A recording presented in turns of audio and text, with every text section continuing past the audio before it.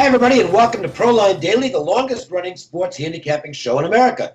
Comes to you direct from Las Vegas with Jim Feist and myself, Dave Koken. NBA heading toward the finish line, along with the NHL. Baseball, first full week. The Masters rolling along, minus Dustin Johnson. Jim, your NBA Dog of the Year was a winner on Wednesday, I should say. Miami outright 112.99. So that's now a 64-33 run in the NBA. Yeah, it's been really good, Dave. Thank you for mentioning that. I have a 3-pack of totals available now, along with my NBA Trend Tracker Total of the Year. 4 straight Game of the Year winners. $79 at jimfeist.com. That's right, $79. I also have a Friday special, 7 days for $7 by calling my offices at 866-546-9467. 866-546-9467. Dave, you got a big package too. Yeah, real simple. This is a great way for anybody who wants to kind of whet their appetite for a few days. See what I've got. 4 days for $19 at 855-472-2577. Nothing, no surprises in there. Whatever I've got, you're going to get 4 days for $19. 855-472-2577. So let's look at, I guess this is really the marquee matchup in the NBA tonight. There aren't really many big games heading to the finish line now, but Miami and Toronto is a big game because Miami is now a half game out of the 8th seed in the East. They're behind Indiana and Chicago. Toronto is the 3 seed. They're trying to stay ahead of Washington in the seeding. They still can catch the Celtics. Toronto's a 5-point home favorite. The total of this game has gone down a bit, 208 to 206.5. So it's like the side is not getting any definitive play, but the total is, Jim. Actually, Dave, I'm looking right now that Pinnacle opened Toronto 5.5, and they've got it now 4.5. Oh, okay, that's just happening. And Chris opened it at 5, and it's now 4.5. So it's painted across the board right now at 4.5. So there is Miami money. When you think about it, the motivation for Miami is win, or you might not get in. Yep. Where Toronto is already in, and the motivation is seeding. I don't know that seeding has the same. I don't know. Having to go home or not play is a lot more compelling to me from a motivation standpoint. Yeah, I would agree. And in fact, I've always been of the opinion that the media and the fans care more about the seeding than the players do. Right. I agree with that. I agree totally. It's a media-driven thing. It's kind of like the seeding in the NC2A basketball tournament. It doesn't matter unless you're going to. I mean, there's got to be some other factors involved. But Miami, who's played pretty well for quite a period of time. I mean, they are looking at a losing record for the year, but they've been better than that the latter part of the year. Well, they've been a tremendous moneymaker. Yes. I mean, yes. They're 47-31 for the year against the spread. So if you just blind played Miami every game, you won about 13 units. That's a lot. And that's a 27-9 run. Yeah. They were 12-32 at one time. So the fact they've gotten to this point is actually pretty impressive. But they have cooled off a bit the last couple of weeks, and it's pretty clear to me that they have to do it with defense. When they play well defensively and stay under the total, in fact, I'm not saying go out and play a correlated parlay here, but if Miami covers tonight, it's probably going to be a lower scoring game. If this game gets high scoring, they're probably going to be difficult. They're going to have a difficult time. Further analyzing the opening number, and Pinnacle is a highly respected book. They opened at 5.5 minus 10, which is a high number for them. Minus 10 means you're leaning towards 6. Right. And the 207.5 under 14, which is leaning to 207. So if you analyze those money leans, Pinnacle is now at 206 under '09, which means they're looking at 205.5. And the 4.5 is solid at '05, which is the actual line that they usually use. So you're looking at Pinnacle, which is one of the biggest books in the world, heading definitely to Miami and the under. So correlated parlay, you missed a lot of juice there, taking 4.5 rather than 5.5. So you might have missed the wedding, and you could show up for the funeral. But yeah, looking at that game, you'd have to look at Miami and under. I would agree with that. That's all I did was look. I didn't bet, so take that for what it's worth. Let's move to the Diamond and a bunch of night games tonight. There are some opening day games for a home opener day games, but in fact, one of them is the Red Sox and Tigers, which I have an interest in. But we do have I'm really, really interested in this matchup tonight, and it's not as a bet. I'm not going to get involved in this game, but it's one I really want to watch to try and get a gauge on both pitchers, the Yankees and Orioles. Severino and Ubaldo Jimenez are pitching. And Severino is, at this point, one of the more perplexing guys in Major League Baseball. He's got really good stuff. He came up in 2015, and, he had some good numbers. 2.89 ERA and 11 starts. Certainly looked like he was going to be part of the Yankees starting rotation for years to come, but it didn't work out at all last year.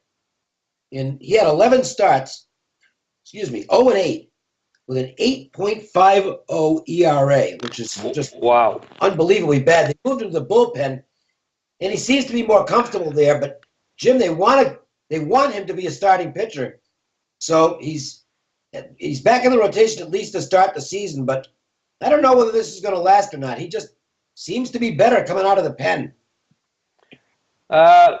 Well, this might come down to coaching, wanting to do what a player is uncomfortable to do, and that might be overcoaching.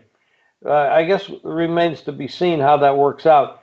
Dave, I want to mention something to you. There's some potential bad weather, windy, cold, bad weather around the country, and there's 5 games today that are going to be directly affected by what could be temperatures in the 20s, if not the teens.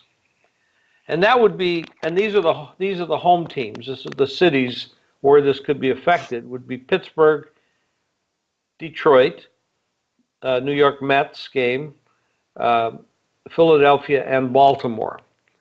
Well, definitely, when you look at games like that with that kind of weather, you have to think that the pitching will have an advantage because the hitters, and we talked about this a couple weeks ago, the hitters don't want to be swinging a bat at some of those hard balls, and you're basically stinging your arms right down to your feet when you're playing in this kind of cold weather.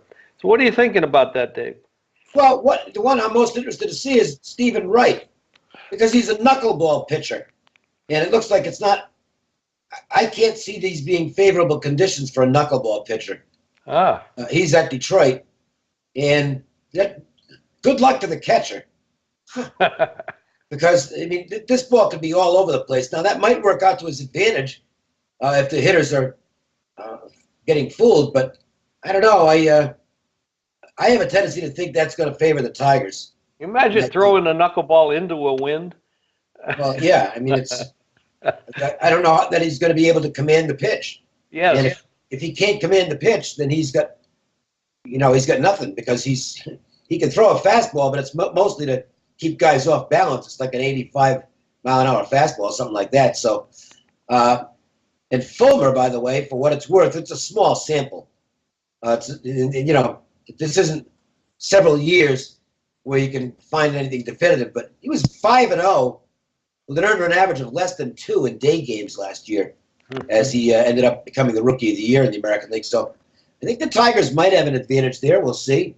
It is a game I played, and that's actually, I can mention that now because it's going off as we speak. They're getting ready to start that game in Detroit. At least I assume they are. So I laid, what did I play in that game? -115, I had the Tigers. That's excellent because it's 127 right now. Yeah. game is going to tip off at any second, but I guess it's not tip-off anymore. We're in a different sport. First pitch. First pitch will be in a few seconds. The starting times moved to 1:15 or 10:15, 1:15 on the East Coast, and the number right now is 8.5 under, -14, and Fulmer is -126. So you got a really good price there, Dave. Well, hopefully it'll pay off. Now there's a game I want to ask you about, because this is directly up your alley. Los Angeles Dodgers are at Colorado. Yeah. This game opened up Colorado we'll go back to Pinnacle 108. That means Colorado was a favorite. So I'm not saying how to say this guy's name. Ryu, against Freeland. Now, I think that was a pitching change, and that might be the reason for the number move, because it's now almost 140, the Dodgers. So it's switched favorites, and you and I both know that those kind of moves have been winning. Yeah, they have. This is the first start for Freeland. He's a kid up from the minors, good prospect. The Rockies like him. So we'll see how he does. And Ryu, well, I don't know that he's going to go long distance. Actually, I think he pitched once or twice when he was healthy back a couple of years ago at Coors and had decent results. Didn't seem to be impacted by the conditions there too much. One thing to remember, though, I mean, the Dodgers did not hit lefties last year, and their first game against the lefty this year was against Clayton Richard, and he shut him out. Freeland's a lefty, so I don't disrespect the move. I'm not taking the Rockies in the game, but I don't know that I would be laying 140 with the Dodgers, considering their track record against lefties. And now they're facing one they've never seen before, because Freeland is a first-time starter. So I got to ask you another question. All right. The Dodgers had to travel overnight to go to Colorado. And this is relatively an early start. It's 1:10 in the afternoon here. 4:10 East Coast, but that's still earlier than your normal starting time, which would be, say, 4 or 6 at night. So what do you do, or how do you factor in the overnight travel by a team, the road team, obviously? I don't. I actually, this early in the season, I don't. These guys are all fresh, and they're used to it anyway. I mean, it's not like they're traveling commercial. They're not sitting around in the airport waiting for Southwest to call their row. So, it's just, I don't think it's as tough as it used to be. And the only way to factor it in is to wait for the lineups to come out and see if any regulars are sitting. Sometimes teams do give some, especially veteran guys, days off after a night game. I see Milwaukee already did it yesterday with Ryan Braun. They played a day game, and he did not play after playing the night before. So those are some things that you can look for. But, check baseballpress.com. They're generally first up with the lineups, and that you can do your own comparisons there to what you think is the regular lineup and what might actually be on the field. I don't think the lineup's out yet for that game. At least it isn't as we started taping this. So, but other than that, I don't put much into it. To me, getting a little too meticulous with fine-tuning in baseball is probably counterproductive.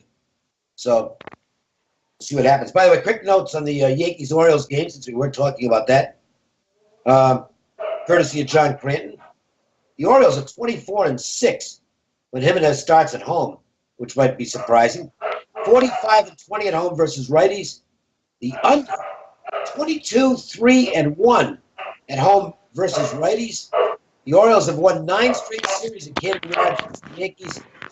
The Yankees only won 7 of their last 27 visits to Baltimore. Also, 10 of the last 14 have gone under the total. Yankees last year was 7-15, coming off an off day.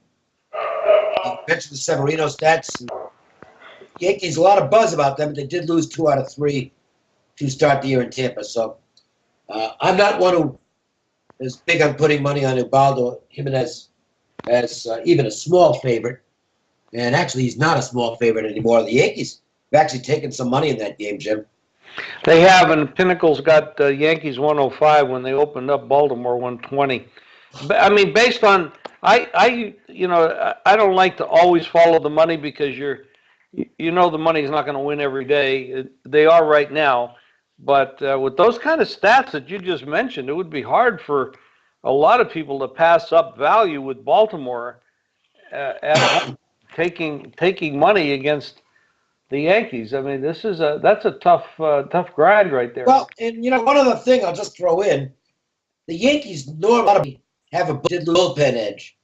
I mean, they've got a very good bullpen, anchored by Betances and Chapman. But I don't know if there's anybody with a better bullpen than the Orioles. They've got that four-headed monster out there. You get Givens, O'Day, Brock, and of course Zach Britton, who saved 50 games in a row. He's 50 for 50 in save appearances. That's a good bullpen. So, the Orioles' whole game here is to just get 5 out of Ubaldo, and he'll probably have a high pitch count. He normally does. 5, maybe 6 tops, then hand it off to the pen. If you're going to bet the Yankees here, my thought would be to take the Yankees first 5. I'm not doing it because I'm not betting on Severino, but it is one of those rare games where the Orioles have a deeper bullpen, and it's certainly as talented, if not more talented, than the Yankees. So that would be if I were going to bet that game, urgent message, and I like the Yankees, it would be Yankees first 5. If I were going to take the Orioles, it would be Orioles full game. Now, Dave, there's a bet that I did make in this game, and I was going to actually give it out, but it moved, and I decided not to because I had some other totals I liked. But the game opened 9, and I bet it under, and I still believe that's the right number. The right play is under 9. Yeah, that's it is 8.5 under 06. So it's actually, there are some leans to an 8. So I think I got a pretty good number. Now I just have to win the game. Yeah, that's kind of a pros versus Joes on the total. The sharper money's on the under, and the public is betting the over. So that the way the sharp money's gone so far, I wouldn't run to bet against it. Let's put it that way. Right. All right. If you want to get free plays every day on a recorded message from us, we can do that for you. Just call the toll-free number, which is 888-294-1970. And you can follow me on Twitter, Facebook, Instagram at Jim Fye Sports. And you can sign up for the entire season for $1,899 at jimfeiss.com. And it's $4.99 a month. And if you choose to get started by having some free plays sent to you, text GAME, G-A-M-E, to 25827. And that's it. So thanks for joining us on this Friday edition of Proline. We will take the weekend off from podcasts, but we'll be back on Monday with another edition of Proline Daily from Las Vegas. Thank you, Dave.